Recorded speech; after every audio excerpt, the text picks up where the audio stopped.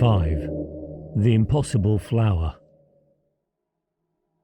They were both depressed and bored. They sat in the crawler, Steve in the driving seat and Marty on the edge of the bunk, and tried to think of something to do. Through the window, Marty could see First Station, the object of their adventure. He did not know what he had been hoping for, but whatever it was, he had not found it. It had been absurd to think that there could be anything worth finding. The only difference between the bubble and First Station was that the latter was smaller, more cramped, more primitive. It was inevitable that this should be so. The moon, with its harshness and changelessness, imposed these conditions on anyone who came to live here. He felt a wave of misery and nostalgia. It would be wonderful to push open the door of the apartment and see his mother smile in welcome, smell her cooking from the kitchen. She would be worrying about him, he realized, and felt more miserable still. They had been crazy to do it. He said, "You've seen enough." Steve shrugged. "I guess so." "Shall we start back? We might as well." "I suppose. We ought to let the batteries charge first." This was true. The batteries had run down during their passage through the foothills. Not excessively, but it was standard procedure to charge up to full power before going back into shadow areas. Marty got up and examined the dial. The reading was 82. It would take the phonoelectric cells about an hour, he calculated, to bring it up to 100. He thought of suggesting a game of chess, but that was something else in which Steve lost interest after the first few minutes. He remembered the journal he had found and pulled it out of the pouch of his discarded spacesuit. Steve asked, "What's that?" "A book I found in there." "Interesting?" The writing was very neat and even, a meticulous and dull record of routine events. Weight recorded day by day, converted to earth poundages. It was depressing to read it, just a further confirmation of the hopelessness of expecting anything exciting to happen here.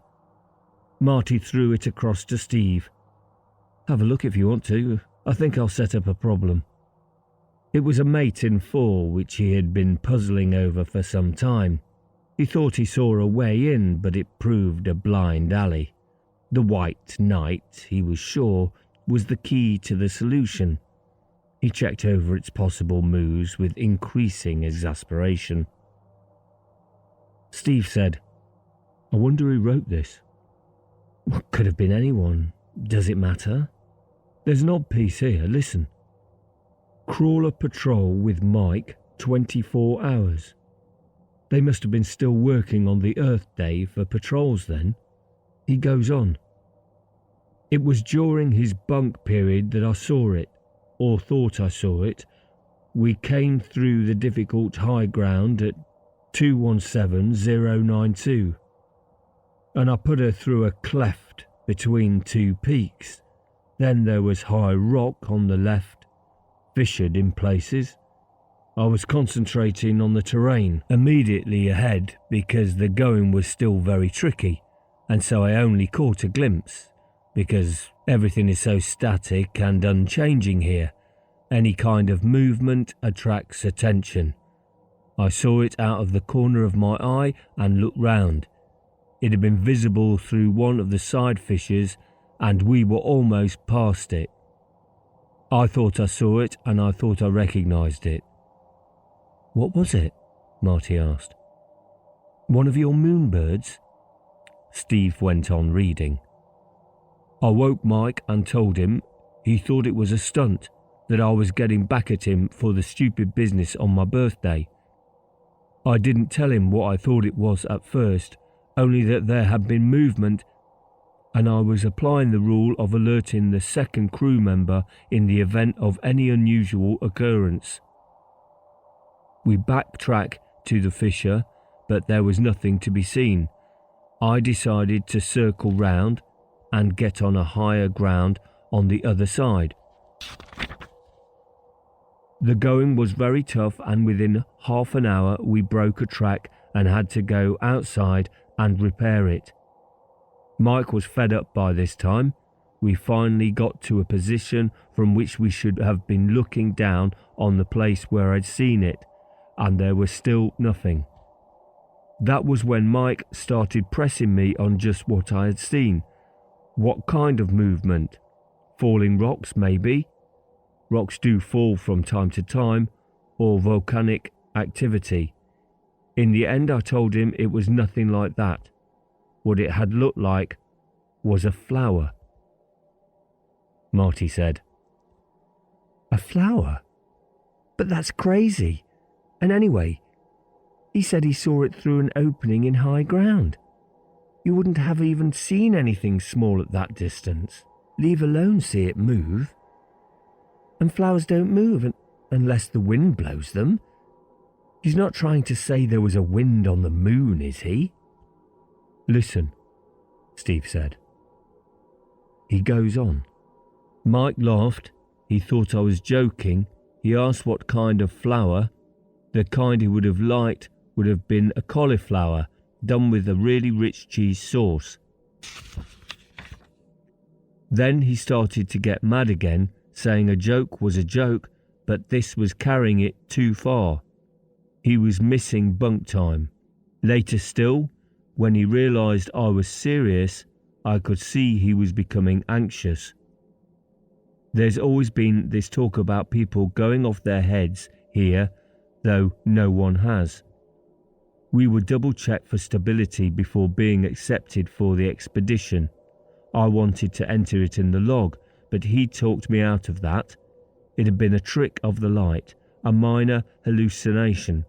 He said minor, but he was still anxious. I didn't press things about the log. I could tell already that it was no use, and told him to go back to sleep and I would take the crawler in. He wouldn't do that, said he was awake now and didn't need any more sleep. He was nervous on the way back. He talked a lot, as he always does, but it was all jerky, forcing things. He said no more about what I had seen and did not refer to it when we got back to the station. Steve stopped reading. Marty said, Go on. What happened after that? I'm skimming through. There's a lot of routine stuff.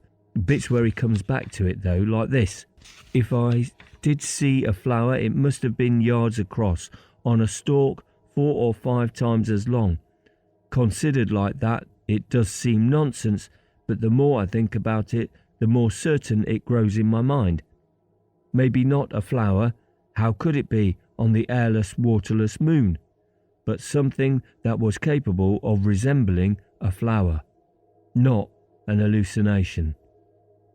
I wish I had insisted on it going in the log, but I suppose in a way he was right. I think he may have said something to Lou, who has been paying more attention to me lately, asking me questions. When I came into the bunk room yesterday, I had the feeling that the subject of conversation had been changed suddenly. There was a pause for a moment and then 2 of them started talking at once. He stopped, turned over a page and then more. Nothing more about it, just routine stuff again. And that's the end. Wait a minute though. There's this last entry. Lou told me this morning that I'm not to go back on patrol work tomorrow as scheduled. He was embarrassed about it and did his best to be nice. Said we were all subject to nervous strain here. He too, and he had to work out what was best for the expedition as a whole. I did not argue. There would have been no point, but I've been thinking about it a lot, and I know I did see something, and something that moved, and it looked like a gigantic flower. I've been hoping to get back to that region and explore it properly while whoever was with me was asleep. I suppose Lou guessed this, or maybe thought I was unbalanced and a risk on that account. The thing is, we have more than another year to stick out before we go back. That's a long time to have people looking sideways at you. Whereas, if I can establish that there really is something there, bring back proof. I'm on duty with Mike and Benny next. They've got this craze for playing cribbage. I can get out without them noticing, and the crawler ready and stocked. I'll come back with proof. They won't be able to deny it then. Steve looked up. That's the end, Marty said. That journal, it must have been written by Andrew Thurgood, the one who's listed as not recovered. Well, obviously, Steve said. Didn't you realise? They didn't say anything in the books about flowers or anything, only about him taking a crawler without authorization and not coming back. I suppose Lewin McInnes didn't put it in his log either. The accounts do say Thurgood was behaving queerly. A giant flower? Marty shook his head. I suppose he went on looking for it till it was too late to get back. He wouldn't want to admit the others had been right. If they were right. What else? He must have been mad. He doesn't sound mad. Everything's very matter-of-fact apart from the flower bit. And where he's considered the possibility of it being an hallucination, that doesn't read like someone who's out of his mind. All right, maybe he found the flower, a moonflower. Maybe he climbed up to it and found a land full of moon giants. He didn't come back, did he? Even if he got lost, he could have radioed for help, but he didn't call them at all. Would a sane man let himself die rather than admit he was wrong? I don't know, Steve said. We could check though. How do you mean check? Check what? It was more than 70 years ago. The grid hasn't changed. He leafed back through the pages of the journal, looking for something. I thought so.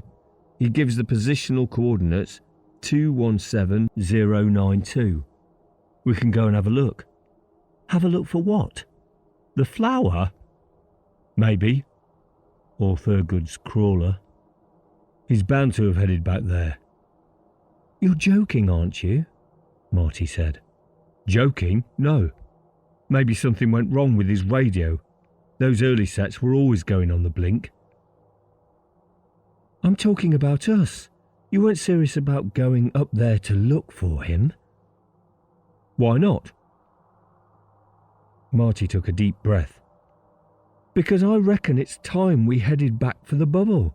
We're in trouble enough as it is. And my guess is that the longer we stay away, the worse it's going to be. That's one way of looking at it, Steve said. He was very calm and assured. Or you could say that since we already are in deep trouble, it can hardly be much worse. It's been a waste of time coming here. I don't know. Steve held the book up. You found this? Well, that won't help us much, Marty said bitterly. One or two historians on Earth might find it interesting, but I don't think Mr. Sherrin is likely to think it justifies anything. But if Thurgood was right, if there really is something funny there and we find it, or even if we find Thurgood's crawler, we'll still be in trouble, but it may distract them a bit. They argued about it. Marty felt he could not advance what weighed heaviest with him, the increasing longing to be back inside the bubble, surrounded by the things and people he knew, taking the cabin to school, doing homework even. He realised Steve did not share this feeling. As the argument continued, he realised something else, that the people who had shaken their heads over him as obstinate and self-willed had not been all that far off the mark. Since they had palled up, Steve had seemed easygoing, willing to let Marty have the lead in things. There had been the balloons, but that was something Marty had accepted right away. Marty himself had suggested going to First Station, but that too was in line with what Steve wanted. This was the first time they had clashed sharply, and Marty found himself beaten back, bit by Steve's implacable determination. In the end, Steve had him maneuvered into a position in which he had either to agree to the new scheme or seem a coward, scared of having offended the authorities and afraid to do anything that would offend them further. So unwillingly, he agreed. "We'll go up there and have a look, but not hang around searching if we don't find anything, okay?" Steve nodded. "Okay." He seemed satisfied with his victory, but looked as though he had never been in doubt of it. Marty resented that and showed it. Steve, in return, was amiable. They worked it out that the coordinate point referred to would take 7 or 8 hours to reach, and he suggested that they should both get to sleep in here before setting out. He insisted on Marty taking the bunk while he bedded down on the floor of the cabin. But it was some time before Marty got to sleep. At first he was being furious with himself over his own weakness. Later, he was thinking of home and feeling miserable. Their route lay south of the pass in higher and more difficult ground than that which they had previously encountered.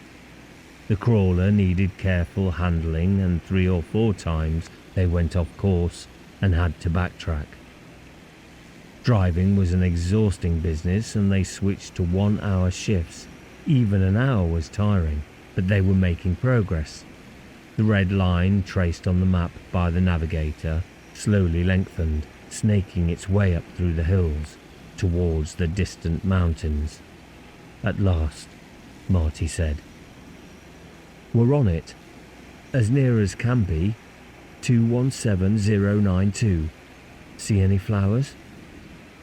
It was a torn and savagely splintered land, jagged and angular, much harsher even than the usual moonscape.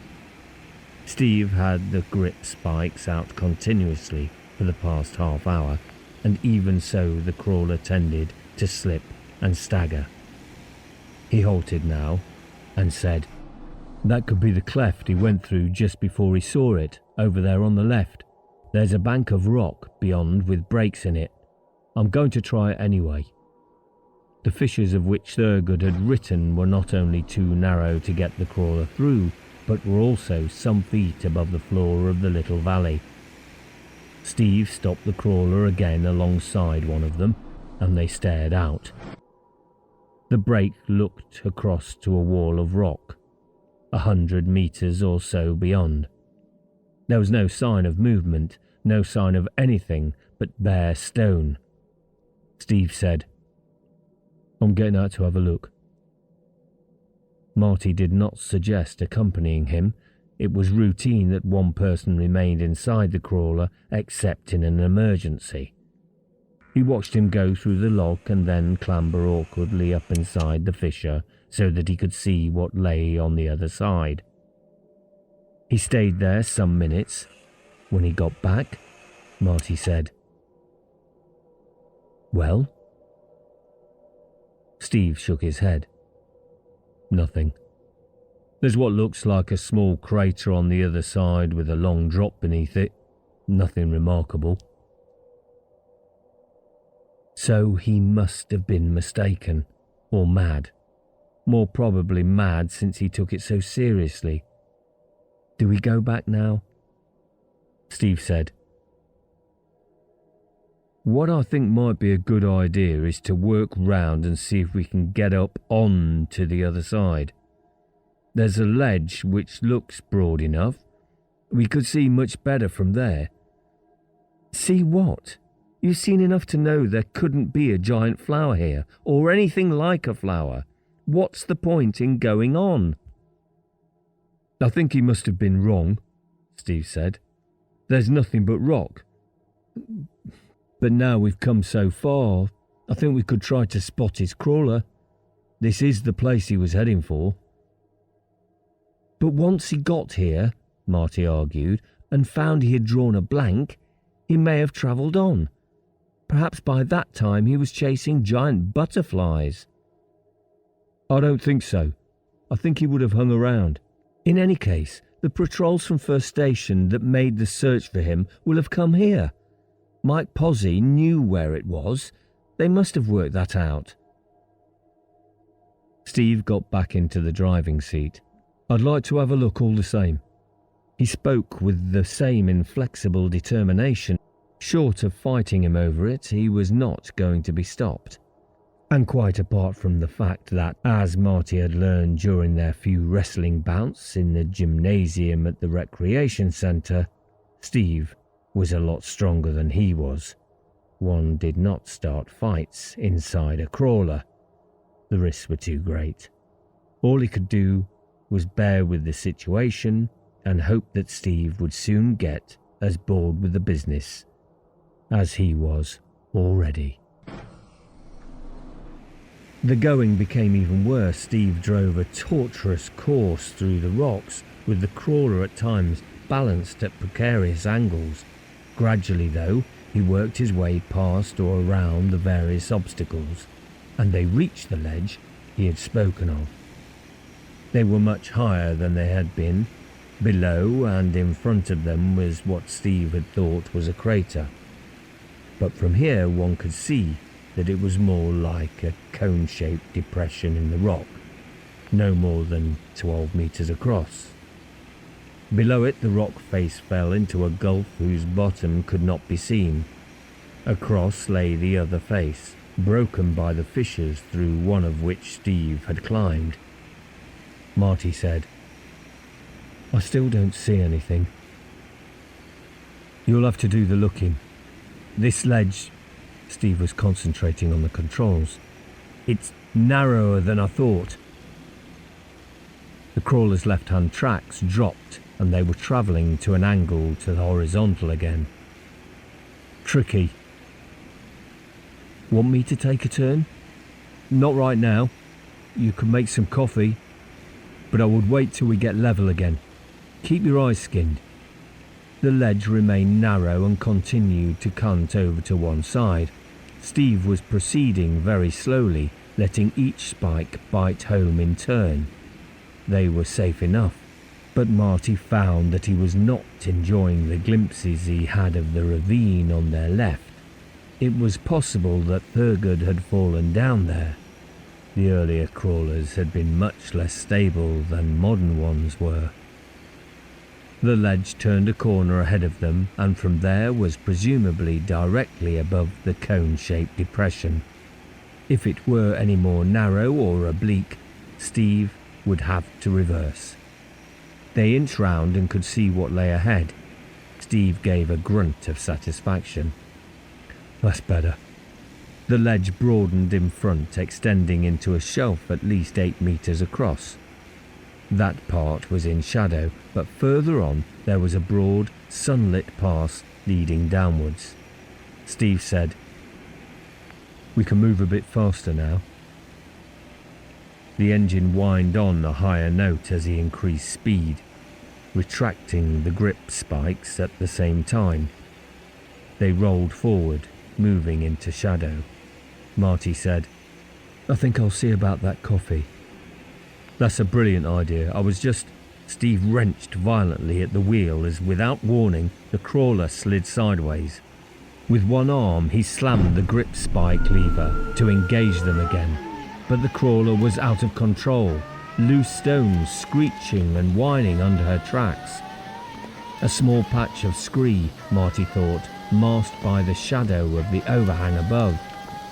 It was the last logical thought he had before the crawler tipped over, falling free into space, and everything dissolved into fear and the certainty of death.